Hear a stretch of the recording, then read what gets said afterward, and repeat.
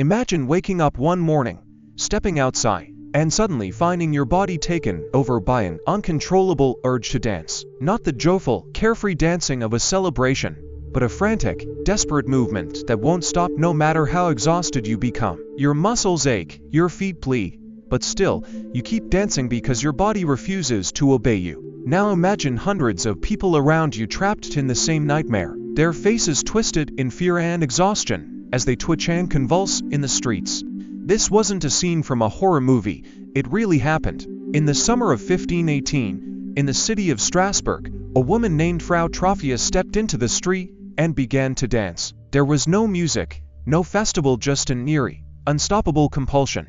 At first, her neighbors watched in confusion, but as hours turned into days, and she still showed no signs of stopping, their amusement turned to horror. Soon, others joined her. Within a week, dozens were caught in the same terrifying trance. By the end of the month, nearly 400 people were dancing uncontrollably in the streets, their bodies pushed beyond human endurance. Some collapsed from exhaustion, some danced until they died. The authorities didn't know what to do. Doctors examined the afflicted but found no fever, no swelling, no physical signs of disease. The city's leaders, desperate for answers, turned to the superstitions of the time. Some believed it was divine punishment. Others whispered of demonic possession. The most popular theory, a curse from Saint Vitus, a Christian saint associated with dancing mania. The solution, they decided, was to let the dancers dance it out as if the madness were a fire that would burn itself out. They cleared public squares, built wooden stages, and even hired musicians to keep the afflicted moving.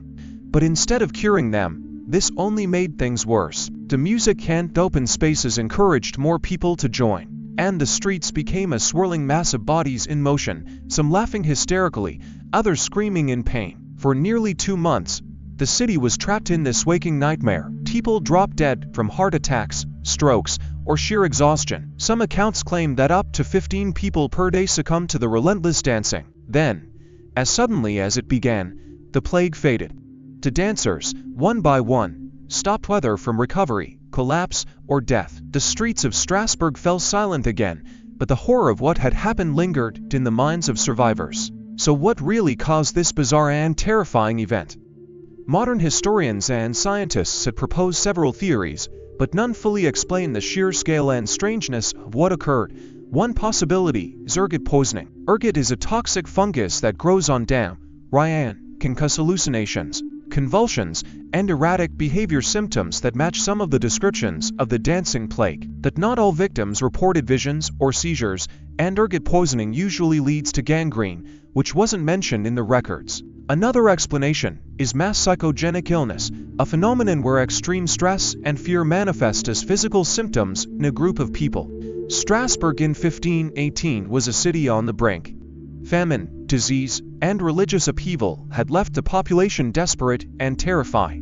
In such an environment, a single strange event could trigger a wave of hysteria, spreading like a contagion of the mind rather than the body. Once the first few people began dancing, others may have been psychologically compelled to join, their fear and suggestibility overriding their control. Yet even these theories leave gaps. Why dancing, of all things? Why did it last so long? And why did it affect so many people at once? The truth is, we may never know for certain.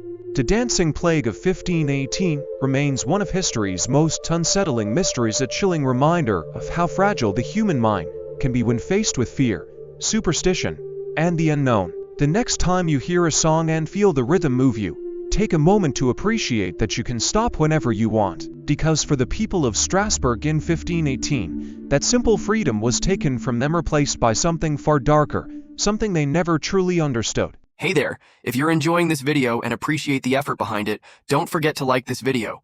It really helps the channel grow, and if you haven't already, hit that subscribe button and turn on the notifications so you never miss an update. Oh, and one more thing, share this video with your friends. Spread the love and support.